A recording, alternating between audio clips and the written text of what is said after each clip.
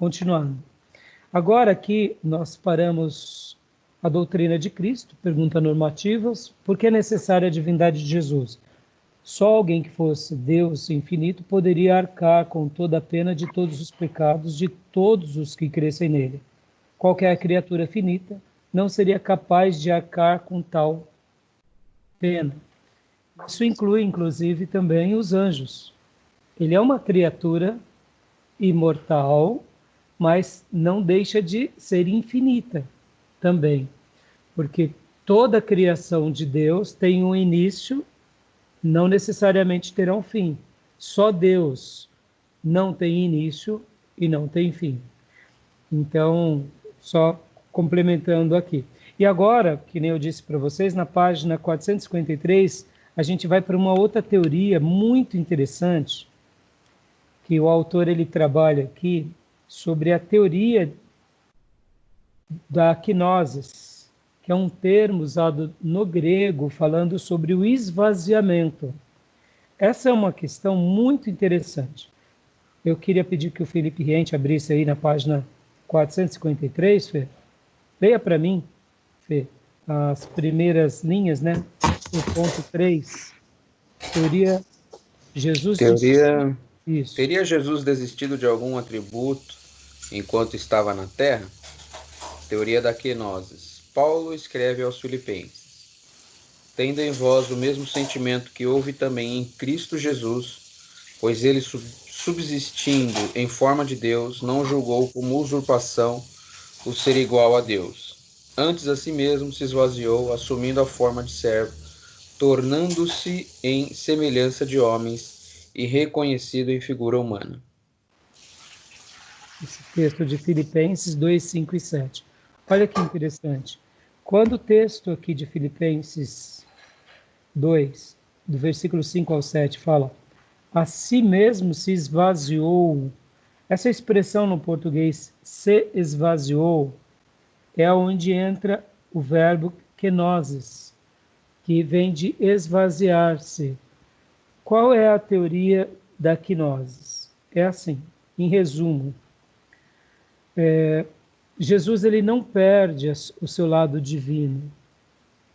O livro aqui, o autor vai fazer uma defesa, né? Por exemplo, partindo desse texto, alguns teólogos da Alemanha, a partir de 1860 a 1880, e da Inglaterra, a partir de 1890 a 1910, passaram a defender uma ideia da encarnação que jamais fora defendida na história da igreja. Aí aqui o autor vai fazer uma explicação sobre essa teoria da quinosis. A ideia que o autor vai relatar aqui desses teólogos é uma ideia liberal. No entanto, olha só que interessante, que eu queria comentar com vocês. Jesus, ele mesmo sendo Deus, no momento em que ele se torna humano, ele se esvazia, não no sentido de perder, porque um rei jamais perde a sua majestade, mas é como se ele não a utilizasse. Então ele se esvazia na semelhança daquele... Imaginem aquela metáfora de um rei que ainda é um jovem rei, mas ele quer conhecer a vida dos plebeus. Então ele se veste de plebeu, ele vai entre as pessoas mais comuns, e quando ele está lá no meio daquelas pessoas rudes e brutas, ele é tido como um deles. Mas esses que o veem como um ser semelhante, não sabem que é o rei. Mas é o rei. É o rei que está vestido como um plebeu, caminha como um plebeu, vive entre os plebeus. Só que não necessariamente se tornou um plebeu. Ele só se torna porque ele quer conhecer a vida de um plebeu. Então ele vai para o campo, ele vai para as tarefas mais rudes, ele se mistura entre os soldados, muitas vezes recebe empurrões, maus tratos, porque enquanto ele está ali como um do povo, ele se assemelha ao povo. Mas de repente alguém cai em si e fala: você é o rei. Aí ele diz: puxa, não conto o meu segredo para ninguém, eu quis passear aqui entre vocês. Aquelas coisas de filme. Mas em um dado momento, ele volta para o palácio e ali ele é tido como rei. E se ele precisar de exercitar a autoridade real dele no meio do povo, num dado momento, quando for feita uma enquete, uma apuração, todos vão ver que é o rei que está no meio do povo. E o que o rei está fazendo aqui? Você é rei, o que você está fazendo aqui, rapaz? Está todo mundo querendo virar rei. Você quer se tornar plebeu? Né? Aquelas coisas de filme. Eu estou fazendo essa analogia para mostrar que foi semelhante a isso que aconteceu com Jesus, quando ele se torna homem, vive entre nós, mas ele não perde a sua divindade. Ele só se esvazia, como o texto diz. Ele se esvazia assumindo a forma de servo, ou seja, ele vem estar entre nós na semelhança de cada um de nós, para conquistar o plano de Deus e a redenção da humanidade, e aí sim ele volta ao seu posicionamento de divino, que nunca perdeu. Então, o termo no grego de esvaziar-se é isso. Aqui, como eu estava lendo há pouco, né, o texto continua dizendo: passaram a defender uma ideia da encarnação que jamais fora defendida na história da Igreja. Essa nova ideia foi chamada de teoria da quinose, e a posição geral representada por ela foi chamada de teologia quinótica. A teoria da quinose defende que Cristo abriu mão de alguns atributos divinos enquanto estava sobre a terra como homem. A palavra quinose é tomada do verbo grego kinou, cujo significado geral é esvaziar-se, sendo traduzida por esvaziou-se, em Filipenses 2,7. De acordo com a teoria, Cristo esvaziou-se de alguns atributos divinos, tais como da onisciência, onipotência, onipresença, enquanto estava sobre a terra como homens. Isso era visto como uma autolimitação voluntária da parte de Cristo, feita para cumprir sua obra de redenção. Essa ideia de teólogos alemães e depois de teólogos ingleses dão margem a uma ideia liberal. É como se Jesus falasse assim: não, eu abro mão da onisciência, eu abro mão da onipresença, eu abro mão... Só que essa construção, essa ideia, não está na Bíblia. A gente vai ver que Jesus em nenhum momento fala disso. Eu abro mão. Ele não abre mão. Quando as pessoas o adoram, ele aceita a adoração. Quando ele precisa, ele diz: perdoados estão os teus pecados. Quando ele precisa fazer defesa em causa própria, ele faz defesa em causa própria. Aí você diz: mas pastor, por que essa teoria da quinose, ou, né, ela teve uma certa relevância? Ela vai ter relevância no meio teológico nesses liberais que estão querendo mostrar que Jesus aqui só assumiu o papel humano, desprezou o lado divino por livre e espontânea vontade. Mas a Bíblia não defende essa ideia, tá bom? Ele relata isso porque é importante vocês saberem disso. De fato, aqui, em nenhum momento o Novo Testamento fala isso. E quando Paulo fala disso, que ele se esvazia, é como eu acabei de ilustrar na alegorização de um rei que quer conhecer o seu povo. Pode ver que o texto bíblico diz: tendo em vós o mesmo sentimento que houve também em Cristo, pois ele, subsistindo em forma de Deus, ou seja, Paulo categoriza que ele existiu como Deus. No entanto, tende em vocês o mesmo sentimento que houve nele, porque ele, existindo como Deus, não julgou com usurpação ser igual a Deus, ou seja, ele era figura de Deus, mas ele não ficou dando cartadas e carteiradas como Deus. Jesus poderia estar falando para os seus apóstolos: fique quieto porque eu sou Deus, cala a boca porque eu sou Deus. Ele não fez isso. Então, ele mesmo possuindo o título, possuindo a performance, ele não julgou com usurpação ser igual a Deus. Antes, a si mesmo se esvazia, ou seja, assumindo a forma de servo, tornando-se semelhante aos homens e reconhecido em figura humana. Ou seja, ele destaca o lado humano para cumprir o papel do segundo Adão, para nos redimir. Mas isso em nenhum momento ele diz: eu nego a existência de Deus. Sabe aquela ideia? Pastor Raimundo, o senhor é pastor? Não, eu não sou pastor, eu só sou Raimundo. Eu estou negando o lado do pastorado? Não, não podemos fazer isso. Porque o pastorado, no meu caso, foi um presente de Deus. Eu não pedi para ser pastor, ele me deu. Então como eu vou desprezar? Jesus não desprezou o lado dele. E aqui essa teoria da kenosis era para valorizar o lado humano, como se ele tivesse desprezado o lado divino. Só que aí entra uma outra ideia. A ideia de que a teologia liberal entra em cena, é valorizado o lado humano e é desprezado o lado divino. Ou seja, há o desequilíbrio. E o que acontece com isso? Que há, nesse desequilíbrio, uma certa heresia, porque em nenhum momento a Bíblia vai defender isso. Então, o autor continua dizendo, mas será que Filipenses 2,7 ensina que Cristo esvaziou de alguns dos seus atributos divinos? E será que o restante do Novo Testamento confirma isso? A evidência das Escrituras aponta para uma resposta negativa para as duas perguntas. Primeiro precisamos... Aí ele vai fazer uma defesa aqui, ele vai fazer um comentário e tal. O que acontece que, para mim, como pastor e pensador de vocês, nessa doutrina, Jesus em nenhum momento faz essa questão de se desprezar. E o Novo Testamento não despreza ele, no sentido divino nem no sentido humano, tá bom? O que eu quero deixar aqui com clareza aqui para vocês, que quando Paulo fala isso, Paulo está nos trazendo uma ideia do lado humano, do lado da humildade, o lado de sermos servos, que possamos nos submeter a Deus, para que assim como Jesus se submeteu ao Pai e foi exaltado, a gente também se submetendo ao Pai, a gente seja exaltado. Que a gente se esvazie da gente mesmo, esquecendo de algumas coisas, para que a gente se torne um servo melhor a cada dia. Então,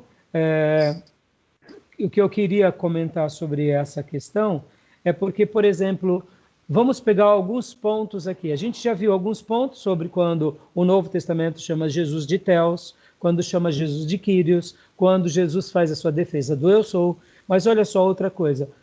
Por exemplo, na transfiguração, quando Pedro, Tiago e João sobem para o monte com Jesus, ali a gente vê o lado do Jesus divino.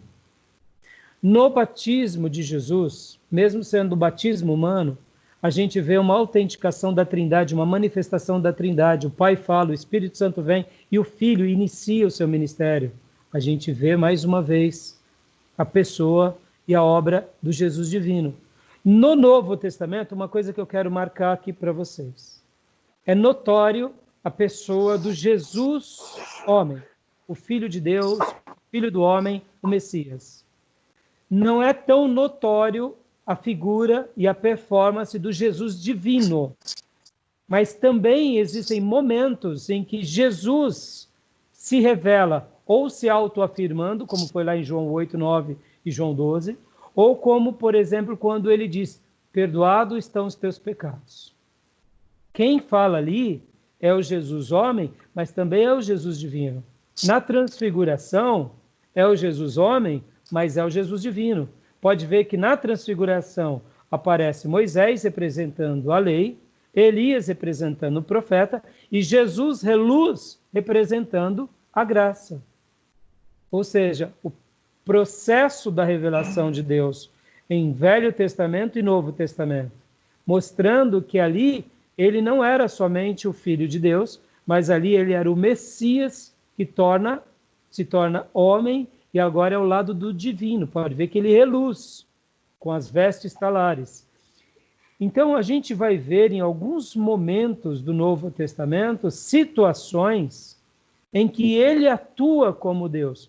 Na grande maioria das vezes, o autor aqui vai fazer uma grande discussão. E agora, o restante desse capítulo vai entrar muito para esse lado da discussão do Jesus homem e do Jesus divino. Quem é que está em maior destaque ou menor destaque? Na realidade, a gente tem que olhar em equilíbrio essas duas tomadas de decisão. A gente tem que saber que Jesus, enquanto ele realiza o ministério, é o Jesus homem realizando o ministério.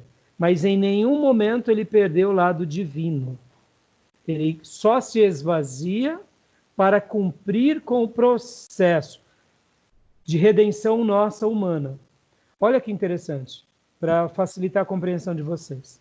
Se Jesus, do início da sua vida, desde o nascimento, o início do ministério até o último dia do ministério, só destacasse o lado divino, a gente teria dificuldade de copiar os passos dele.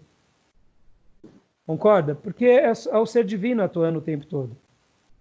Mas quando Jesus apanha, quando Jesus sofre, quando Jesus tem fome, quando Jesus chora diante de Lázaro, quem é que está em evidência? É o Jesus humano. Quando Jesus dorme num barquinho, vem uma tempestade e acorda com o susto dos seus apóstolos, quem é que está em destaque? É o Jesus divino ou o Jesus homem?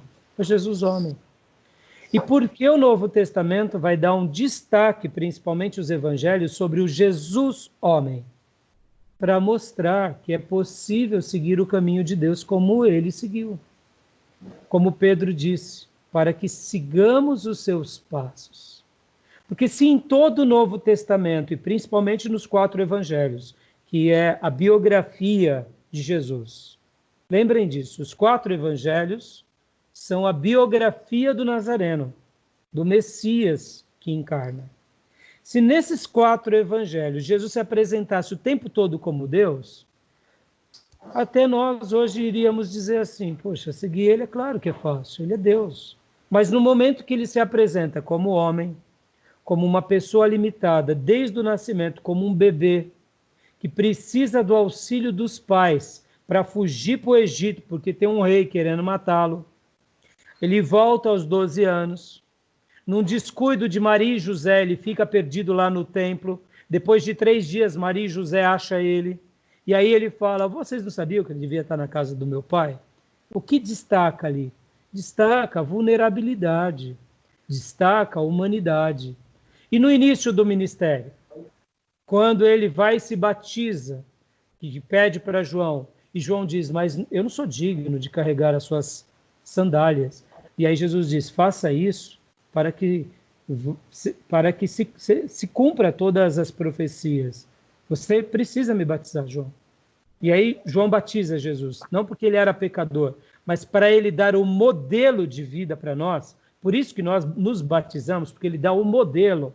E aí ele obedece o Pai, para que ele seja o modelo para a gente. Ele cumpre os mandamentos do Pai, para que a gente seja modelo dele. Ele chama discípulos e diz, creio em mim, para que ele seja o modelo na postura de pregação.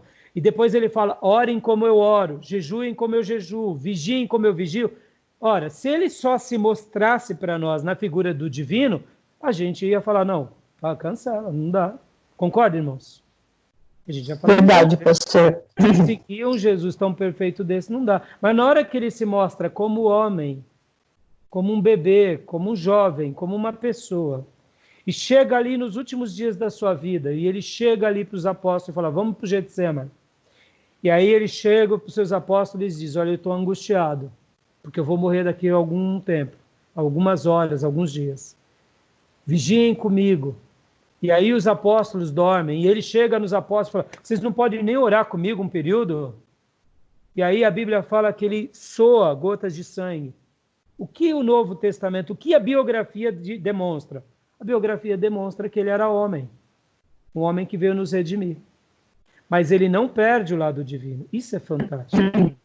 Mas mesmo assim, nessa biografia como homem, em alguns momentos está uma centelha do divino. Aí, talvez você diga, mas pastor, para você, pastor, o que predomina? É o Jesus divino ou o Jesus homem? Como eu estou dizendo, os dois lados estão em evidência. Só que o maior destaque é o humano, na biografia. Depois que ele vai ali para o Getsemane, que ele sofre, que ele passa o que passa, morre. Pode ver que até nos momentos daquilo que a gente chama da Via Crucis, ou seja, da peregrinação dele, nos últimos momentos que ele apanha dos soldados, ele pega a cruz, e ele está indo até o lugar chamado Caveira para a sua crucificação, pode ver que ele chama um homem para ajudar a carregar a cruz dele. Por quê? Porque ali ele está na figura do quê? De humano. Quando, por exemplo, os apóstolos chegam para ele e falam, Jesus, quer que eu mande fogo vindo do céu e mandar matar todas as pessoas? Ele fala, não, ali era no Velho Testamento, esse não é mais o meu espírito. Ou seja, aquilo serviu lá para o Velho Testamento, agora é uma outra dimensão. Porque se eu quisesse mandar destruir todo mundo, eu mandava.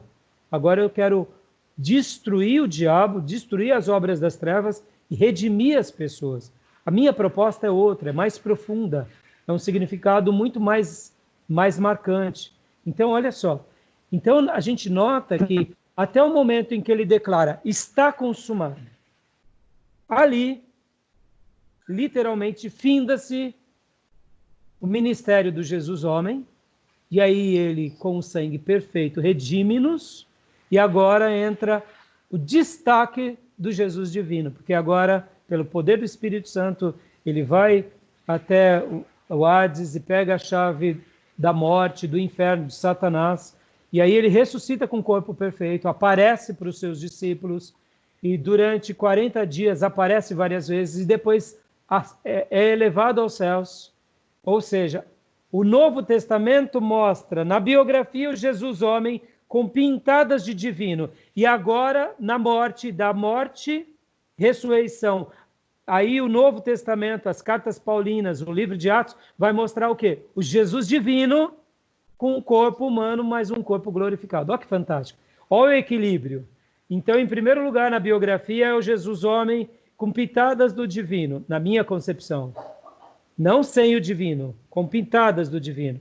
E por que pitadas? Porque era o Jesus homem que precisava cumprir o plano perfeito para a nossa redenção. Ele morre e ressuscita. Agora é o Jesus divino com o corpo de aparência humana glorificada. Por quê? Porque agora entra a nova fase dele, já como redentor da humanidade. Então, deu para esclarecer um pouco essa dimensão? Deu? Ficou claro para os irmãos? Felipe, Lília? Beleza? As discussões na teologia vão entrando mar adentro. São discussões muito complexas, porque alguns teólogos vão falar que é mais o divino e não o humano, outros vão falar que é mais humano e pouco divino.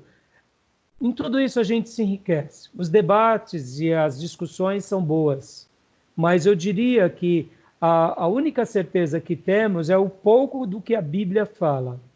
E o pouco que a Bíblia fala, cada um vai destacar aquilo que a sua percepção teológica vai clarificando, entendeu? No entanto, o que acontece? É assim a minha compreensão. O autor ele vai trazer bastante discussões sobre isso. Aí ele vai concluir dizendo, né? Aqui, deixa eu até pôr aqui na doutrina, né? Continuando, a doutrina de Cristo, né? Porque é necessária a divindade de Jesus. A salvação vem do Senhor, Jonas 2,9. E toda a mensagem das Escrituras é moldada para mostrar que nenhum ser humano, nenhuma criatura jamais conseguiria salvar o homem, só Deus mesmo poderia. E continuando, né? Porque é necessária a divindade de Jesus, só alguém que fosse verdadeiro e plenamente Deus poderia ser o mediador entre Deus e o homem. 1 Timóteo 2,5. Tanto para nos levar de volta a Deus, como também para revelar Deus de maneira mais completa a nós. João 14, 9. Ou seja, a salvação é algo que somente Jesus poderia realizar, ou seja, somente Deus poderia fazer para nós. Tá bom? Até aí, beleza?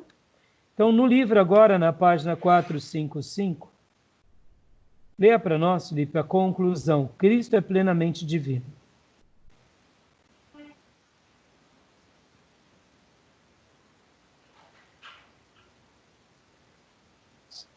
455, no quarto ponto. Conclusão.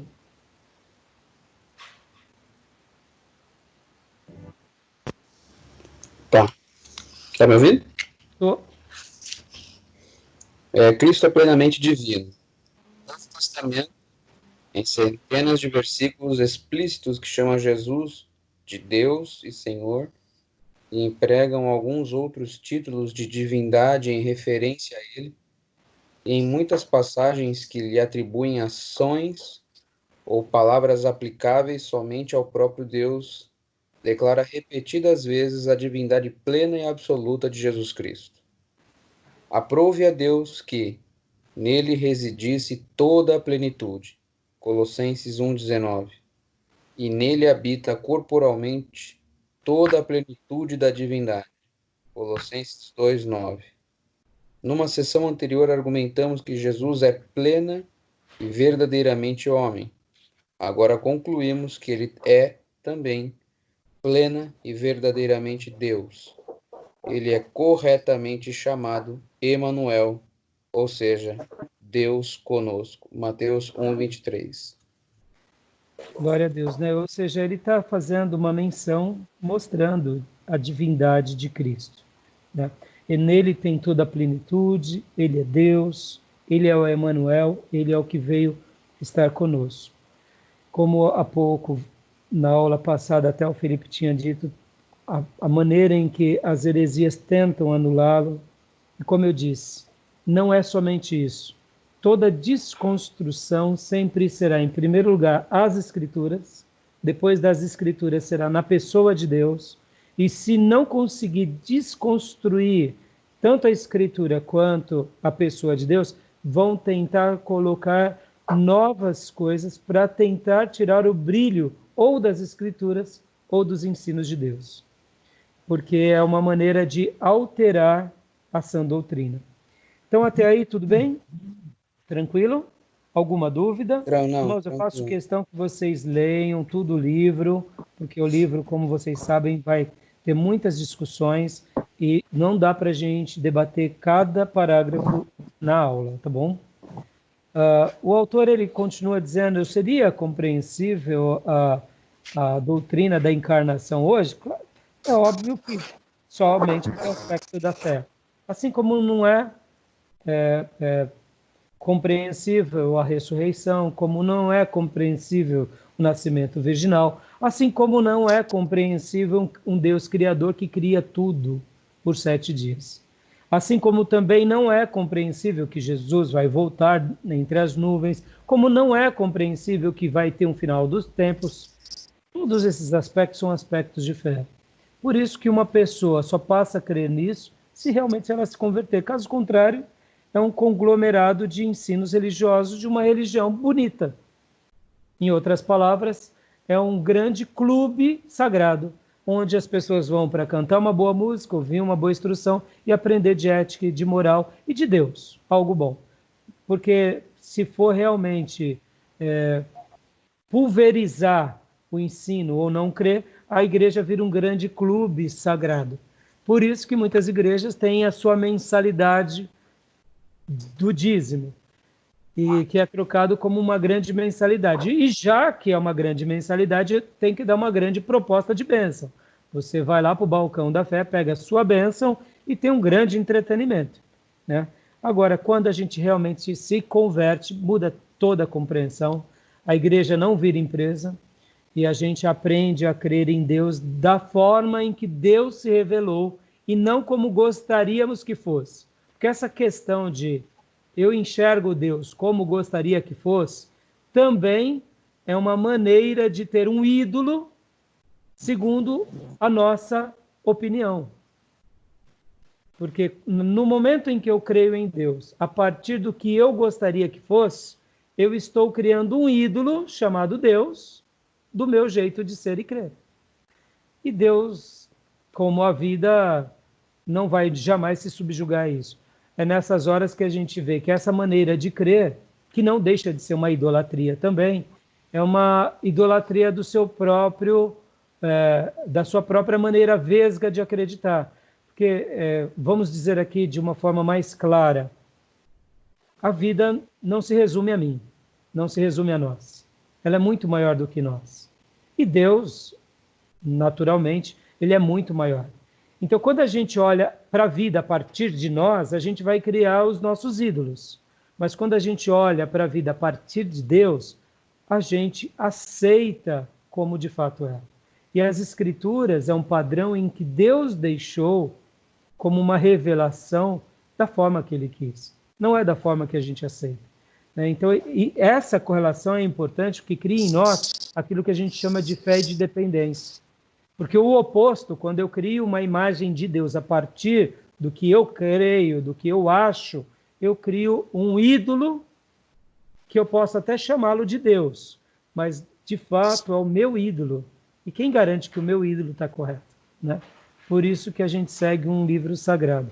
E por isso que quando a gente segue esse livro sagrado e pratica ele, aí onde entra a fé, ele se faz real, né? Por isso que o texto sagrado lá em Salmos vai falar: provai e vede que o Senhor é bom. Por isso que a fé é aquilo que Hebreus 11 diz, né? Que é a certeza das coisas que se esperam e a convicção de fatos que não se veem.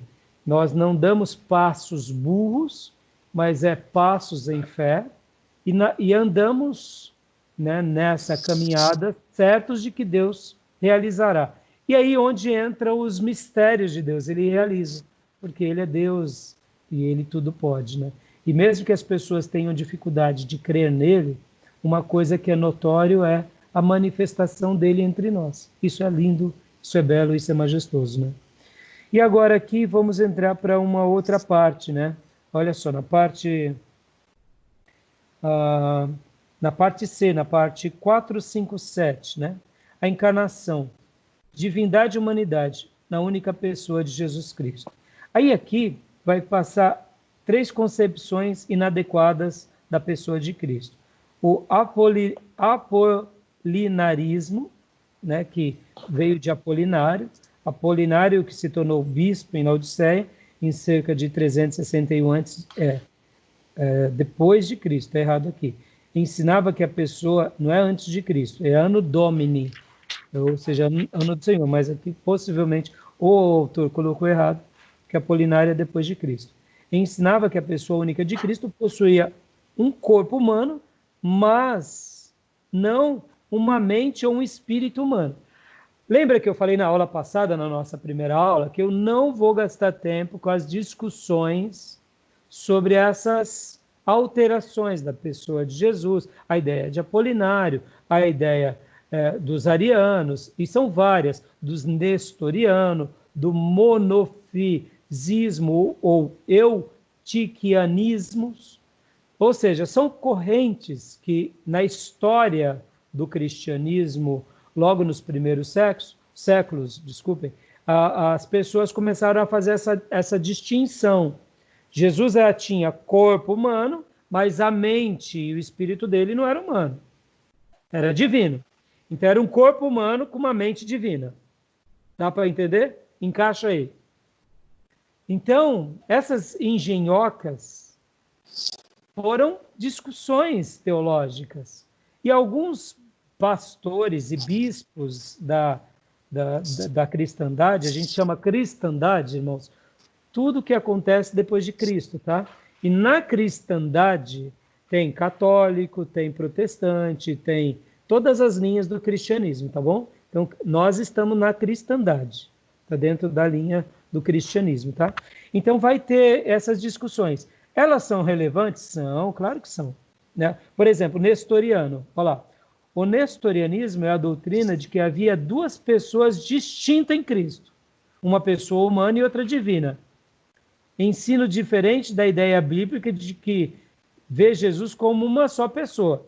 O nestoriano pegava aqui Jesus, e dentro de Jesus tem o Jesus divino e o Jesus humano.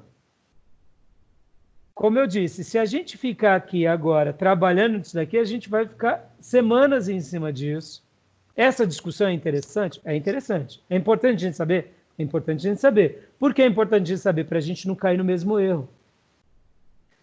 Porque talvez nós, como estudiosos da Bíblia, vamos chegar em algum momento e vamos questionar. Eu mesmo já fiz essa questão. Mas será mesmo que Jesus era Deus? Eu fiz esse questionamento. Você começa a questionar em algum momento da sua vida, principalmente logo no início da caminhada. Você questiona a pessoa de Deus. Eu cheguei a questionar Deus. Será que Deus existe? Ou será que a vida é só esse conglomerado do que a gente vê e tudo que é criado a partir da religião é fruto da nossa imaginação, fruto de pessoas que gostam de dominar? E aí vai, a gente pensa mesmo. E é importante a gente pensar. E aí onde eu gosto de debater aqui no seminário, que essas coisas são legítimas mesmo. E a gente não pode impedir que pessoas que estão dentro da igreja pensem assim. Porque aquela ideia, penso, logo existo, ela é um questionamento razoável. Porque a gente também não pode, por exemplo, irmãos, assim, porque cremos num livro sagrado, colocar esse livro sagrado na cabeça das pessoas e admitir que a mesma facilidade que nós tivemos, ou quem sabe a dificuldade, os outros vão ter. A gente tem que acreditar que cada pessoa tem uma assimilação sobre Deus, sobre a vida, sobre a eternidade, sobre a existência. Não há um padrão, não há uma caixa. No entanto, a gente dá a liberdade da reflexão, mas a gente dá o caminho de Deus. E se a pessoa está tendo mais facilidade de aceitar, ótimo. Se ela está tendo mais dificuldade de aceitar, ótimo. Nós precisamos dar um tempo para a pessoa. É por isso que nós pregamos o Evangelho, nós não somos o Evangelho. Nós falamos de Deus, nós não somos Deus. Essa relação entre nós colocarmos a lei de Deus na cabeça de uma pessoa e ela aceitar do nosso jeito é errada. Agora, é claro, a gente passa os ensinos, passa os critérios e deixa a pessoa se posicionar ou não a respeito de Deus. Isso é muito claro. Mas admitir que todo mundo vai ter facilidade ou vai ter dificuldade é muito relativo. E pode ver, cada um de nós aqui tem uma experiência. Uns tiveram uma entrega mais doce, outros tiveram uma entrega mais complexa. Eu me lembro de um homem que era ateu, isso lá em Manaus, foi muito interessante. Ele disse que levou a mulher dele para a igreja e era uma reunião de mulheres. E ele era muito cético, ele era um advogado, um dos advogados mais brilhantes da sua cidade. E aí ele levou a mulher e ele ficava dentro do carro esperando a mulher. E ele falou, tá bom, amor, eu te levo. E aí a mulher falou assim, bem, entra dentro da igreja. Não, amor, eu não gosto das coisas, deixa eu aqui, né? Aí ele ficou do lado de fora pensando assim, hoje vai ter uma reunião das topeiras. Vamos ver o que as topeiras vão falar entre elas. É um monte de topeira. Com todo respeito, tá, irmãs? Mas essa era a compreensão desse homem. É só mulher, vai ser só baboseira. Hoje eu vou dar muita risada aqui do carro, ouvindo elas cultuar Deus. E aí a irmã que abriu o culto, cantaram tal, e abriu o culto, falou, irmãs, vamos abrir em Hebreus? Vamos ler Hebreus 11:1? Vamos explicar o que é a fé? E aí leu. Ora, a fé é a certeza daquilo que esperamos e a prova das coisas que não vemos. E aí a irmã começou a discursar sobre a fé. E aquele homem foi impactado por esse texto. Falou, elas não são topeiras, não. Elas estão com um livro interessante, elas refletem de forma inteligente. E a partir daquele dia, esse homem se converteu, se tornou um dos pastores mais brilhantes de Manaus. Ele é o pai do pastor Caio Fábio. É o Caio Fábio pai, um dos homens mais influentes da igreja presbiteriana do Brasil. Olha que interessante. E isso marcou a vida dele, ele relatou isso, porque um homem cético, um advogado brilhante, um dos melhores da sua faculdade, que não tinha muito despertar, no momento que ele ouviu a palavra de Deus, ele foi desconstruído por uma irmã, porque a irmã não estava falando dela, e a reunião não era para comentar mazelas dela, a reunião era para ensinar a palavra de Deus. E quando a palavra de Deus foi lida, aquele homem foi impactado. Então nós, como pregadores, como professores, como seminaristas, pregamos. A obra da pessoa crer vai depender da pessoa e de Deus. E a gente tem que saber que cada um vai ter uma assimilação. Por isso, uns se convertem mais rápido, outros são mais difíceis. E é o momento de Deus e da história de cada um. Agora, olha que interessante. Nessa experiência muito íntima e pessoal, que leva a pessoa a várias divagações, é natural que também as pessoas questionem Deus, questionem a Bíblia, questionem a religião, questionem Cristo. E é por isso que esses questionamentos dos pais da igreja do passado, alguns até que foram por caminhos perigosos e se perderam, porque é aquilo, a pessoa tem uma ideia, ela acha que ele está descobrindo a roda, e ele fala, eu descobri uma coisa nova. E aí começa a criar uma nova ideologia. Foi assim que surge, por exemplo, os arianos. Por isso que os testemunhos de Jeová são os arianos no novo formato hoje em dia. Por isso que conhecer a história, irmãos, é imprescindível. Porque quando a gente conhece a história, a gente erra menos. Quando a gente conhece a história, a gente vê que alguém já pensou assim, porque a gente tem que lembrar que a gente, como cristianismo, temos um acervo de 2000 anos. Será que em 2000 anos a gente Será que a gente não tem nada de novo? Ninguém pensou nisso em 2000 anos de história? É muita arrogância, né? Então, quando a gente vê, por exemplo, na história da igreja, tantas coisas, tantos movimentos, tantos momentos de crescimento, algumas heresias, quando a gente começa a estudar, a gente fica com mais cautela, porque a gente já olha para a história e fala, eu já vi isso em algum período da história.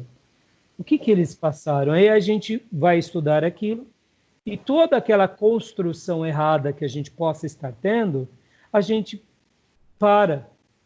Ou se a gente está tendo vaidades, vamos pegar um exemplo hoje, bem contemporâneo. Hoje, quando a gente olha para os macedinhos aí na televisão, eles são, né, eles se sentem, de uma forma geral, como se fossem os grandes pastores do Brasil. Pode ver, tem alguns pastores que falam em nome da nação evangélica. Eles falam como se eles fossem o papa do protestantismo.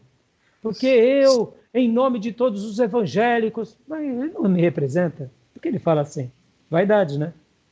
Alguns pastores, porque estão na mídia. Se eles fossem olhar para a história do cristianismo, eles veriam que se alguns grandes homens de Deus se corromperam por causa disso, que se sentiram que os únicos. Deus usou eles por um momento na história e eles se envaideceram. Então, quando a gente olha para a história, a gente erra menos. Por isso que é importante olhar para o passado, aprender com o passado. E aqui, tanto os nestoriano quanto o eutiquianismo, né? Olha que nome difícil. Foi também uma outra concepção. Ele acreditava que Jesus, olha só, vou até ler aqui pelo... Ideia de que Cristo possuía só uma natureza. Ou seja, Jesus não tinha o lado humano, nem o lado divino. Então, por isso que surge, então, aquilo que a gente tem como os grandes credos e os grandes concílios. Talvez vocês nunca pararam para pensar, por que na história da igreja tem os concílios? E, por exemplo, aqui na página 459, tem o concílio de Calcedônia, em 451 d.C. Foi para resolver esses embates. Pensem assim, irmãos. Vamos tentar nos imaginar no ano 451. Passaram-se o primeiro século, onde os apóstolos estavam presentes, o segundo século, aonde veio os pais da igreja, o terceiro século, aonde logo no terceiro século Constantino, do Império Romano, libera o cristianismo como a religião oficial. O cristianismo aflora de uma forma extraordinária, tanto no Império Romano quanto no mundo. Então, havia-se perseguições, mas já não tão muito acirradas. O Império Romano já não tinha mais aquela opressão sobre os cristãos. Então, a vida comum das pessoas era uma vida de trabalho, de prosperidade, de conquista, e aí a religião ia dando o seu tom, o seu curso, e as ideias iam fluindo, os pais da igreja vão surgindo, os grandes defensores do cristianismo vão surgindo também os grandes opositores das outras religiões. Olha só como o contexto ele é muito maior do que quando a gente pontua. Quando a gente pontua no ano 451, parece que é uma coisa isolada. Não, a gente tem que olhar de uma forma muito mais abrangente. A igreja já estava numa suposta paz. O que existia naqueles dias como oposição? Era uma oposição de outras religiões, era uma oposição de ideias. Aí onde surge o movimento chamado patrística, onde os pais da igreja faziam aquilo que nós chamamos de apologia, ou seja, defesa da fé. É onde surge, por exemplo, Agostinho de Hipona, e ele começa a explicar, por exemplo, por que ele cria em Deus. E aí, esses pais da igreja são grandes apologetas, a gente chama, porque eles faziam uma defesa. Mas as discussões eram acirradas. Então, tinha pensamentos. Aqueles que muitas vezes seguiam certo bispo, como, por exemplo, os nestorianos, tinham uma força. Aí, de repente, vinha outro pensamento, vinham os arianos. Então, tinha uma corrente. Imagina o que isso gerava, muitas vezes, na teologia da igreja daqueles dias. Tinha um movimento. Então, o concílio os grandes concílios da igreja. Para quê? Para se resolverem questões problemáticas. E aí onde tem esse concílio, em 451. Para tentar, página 459, a solução da controvérsia, a definição da Calcedônia em 451 DC. Para tentar resolver os problemas levantados pelas controvérsias em torno da pessoa de Cristo, convocou-se um amplo concílio eclesiástico na cidade da Calcedônia, perto de Constantinopla, atual Istambul, realizado de 8 de outubro a 1º de novembro, em 451. A declaração resultante, chamada Definição de Calcedônia, previne contra o apolinarismo, o nestorianismo e o eutiquianismo. Ele tem sido tomado desde então como a definição padrão ortodoxa do ensino bíblico sobre a pessoa de Cristo, igualmente pelos ramos católicos, protestantes e ortodoxos do cristianismo. Olha só, todos os ramos cristãos, nesse concílio, falaram, não, isso daqui é coerente. Até porque aqui, irmão, você tem que lembrar que em 451 não tinha católico, apostólico romano, protestante, era só os grupos cristãos. O cristianismo católico estava começando a nascer. Foi por volta do ano 500 que começou o culto aos santos. Era um grupo aqui, no ano 600 e pouco, outro grupo ali. O culto a Maria foi no ano 700 e pouco, e aí foi, as coisas não mudaram abruptamente. Por isso que hoje, quando eu questiono, por exemplo, os macedinhos, eu questiono, e que fique muito bem gravado aqui, porque um homem que começa uma igreja e de repente ele migra para várias heresias, na própria execução dele como líder, o que não será, por exemplo, a IURD daqui a 200 anos? O catolicismo romano, para ele virar o que ele virou, demorou séculos, irmãos. Não foi uma coisa assim. Não foi uma coisa assim. No ano 450, no ano 300, Constantino falou que é a igreja. No ano 350, já todo mundo estava adorando os santos. Não, não foi assim. Ou seja, foram pequenas permissões, pequenos conchavos, pequenas associações, pequenas influências entre a igreja e o Estado, e que um líder aceitava aquela inclinação, já outro não. E aí, quando vai ver, vai criando uma nova cultura. E aí vai se estabelecendo um novo padrão. Por isso que o catolicismo foi tão fortemente calcificado ao longo do quê? Dos séculos. O catolicismo apostólico romano. E aí aqui, então, a declaração não é longa e podemos citá-la por inteiro, né? Essa é a declaração de Calcedônia, que vocês estão na página 459 e 460. Então, irmãos, agora aqui, nesses textos seguintes aqui do livro, eu vou deixar como uma lição de casa, deem uma olhada sobre os debates, leiam as notas de rodapé, é muito interessante. E aí, era por essa razão que os concílios eles iam sendo estabelecidos. Para quê? Para que fosse solucionado certo pensamento. Mas por que tal grupo está pensando sobre isso?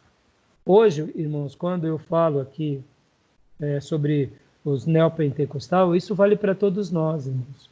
Nós também, como batistas, a gente tem que tomar cuidado para não fazer do discurso batista um discurso de permissivo. Não é porque a pessoa ela é batista que ela pode tudo. O que é um fundamento batista? Liberdade de expressão. Uma das heranças nossas batistas é a liberdade de expressão. É o pensamento democrático. É poder se expressar. É poder questionar o líder e dizer, não penso como você. Eu tenho um pensamento contrário. É claro que a resposta última sempre será do texto sagrado. Mas essa suposta liberdade de expressão neutraliza muitos pastores heréticos. Por isso que o princípio batista da liberdade de expressão é uma herança lindíssima nossa que a gente não pode perder nunca. Já um grupo mais fechado, por exemplo, que nem eu acabei de citar na Universal, se você não pensa como líder, se você não fala como líder, se você não gesticula até como líder, você não é abençoado.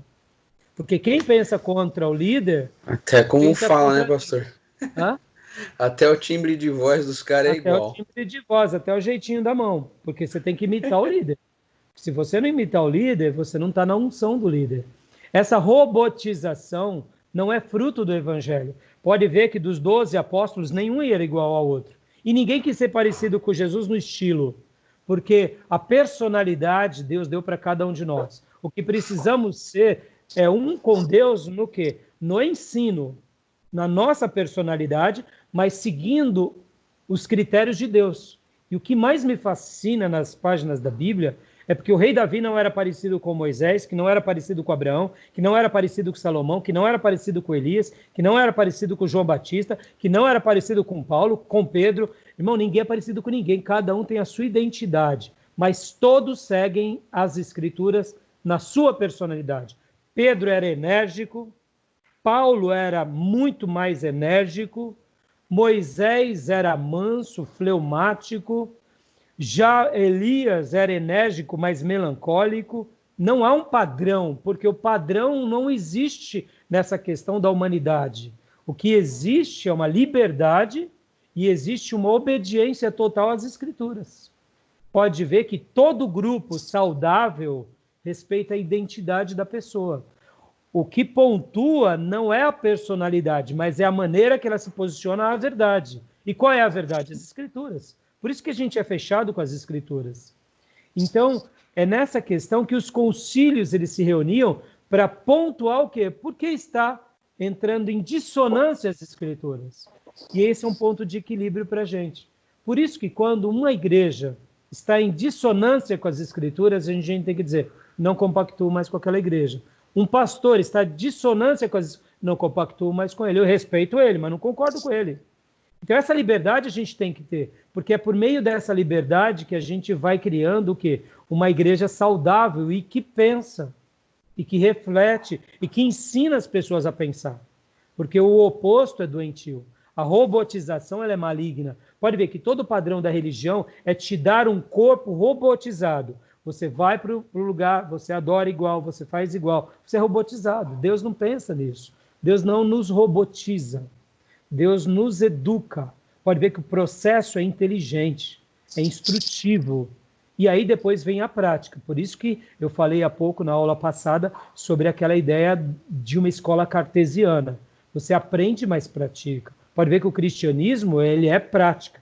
Todo aquele que ouve e não pratica é comparado a uma casa que construiu a sua casa sobre a areia. Mas quem ouve e pratica é comparado a uma casa que construiu a sua casa na rocha. Então, é bem claro o texto bíblico. E assim, os concílios, eles tinham essas grandezas de se reunir para pontuar. E por isso que o seminário ele é importante na vida de um obreiro, porque ele ajuda a gente a refletir.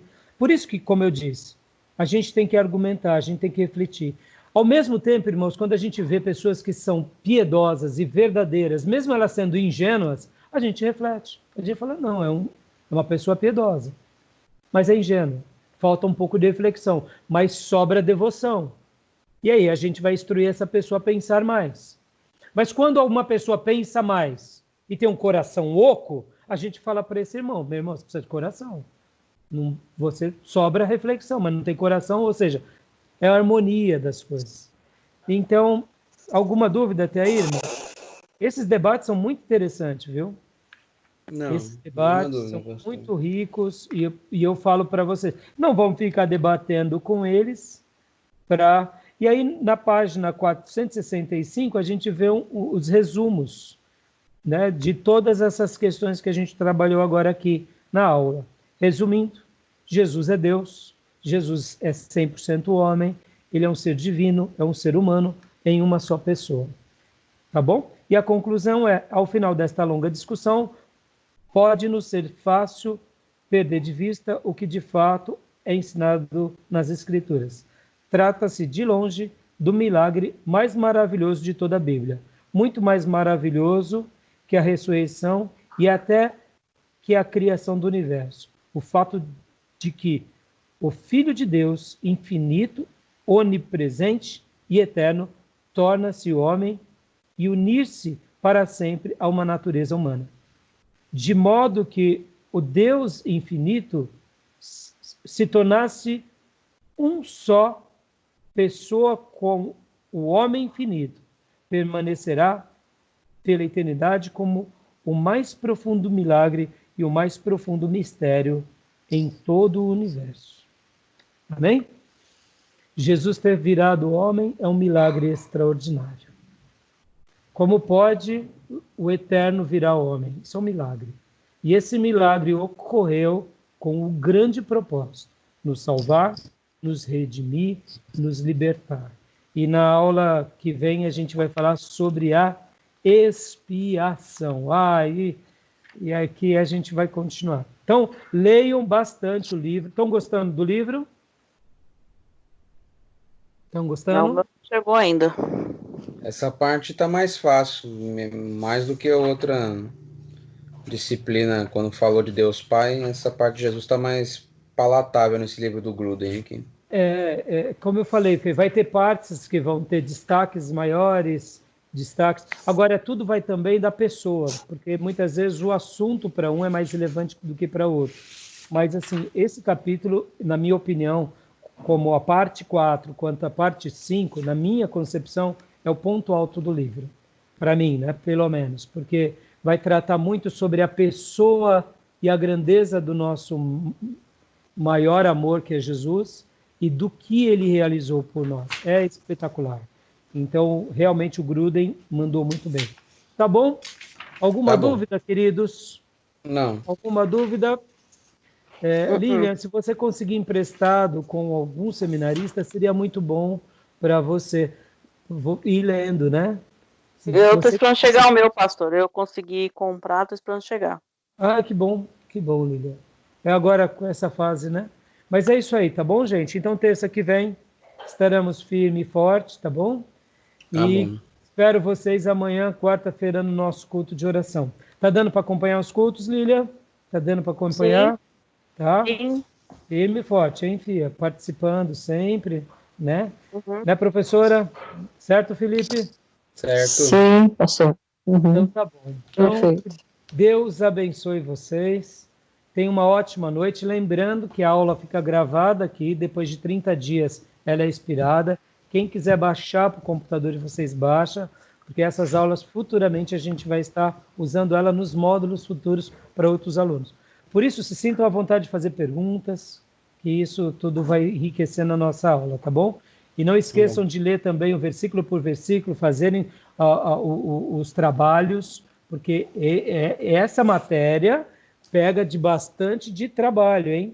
Esse daqui tem bastante coisa para vocês fazerem. Ao mesmo tempo, é aquilo que eu falei, vai ser uma delícia, porque vocês vão ler sobre Jesus, sobre a expiação, sobre a eleição, sobre a salvação. Então, olha, irmãos, vai ser um acervo magnífico para o coração de vocês. E ao mesmo tempo que vai ser um estudo acadêmico, mental, vai ser um estudo devocional. Por quê? Porque vocês vão estar mergulhando no que o Mestre fez por mim, por você e pela humanidade. Isso é apaixonante. É apaixonante. É nessas horas que, quando a gente compreende o grande milagre que foi o nascimento de Jesus e a obra de Jesus, a gente compreende um pouco maior o quanto é o amor dele por nós e pela humanidade. Isso só nos apaixona com ele. Tá bom, queridos? Tá bom, pastor. Deus abençoe, então. Uma noite abençoada, professora. Valeu. Vai paz e poder depois. Deus abençoe. Paz, meus queridos. Uma boa noite, bom descanso para vocês. Amém. Paz, queridos. Tchau, tchau. Queria só dar uma palavrinha com o senhor, pastor. Eu dou já, a gente fecha aqui e a gente continua, tá bom? Tá bom, pastor. Tá bom. Tchau, paz.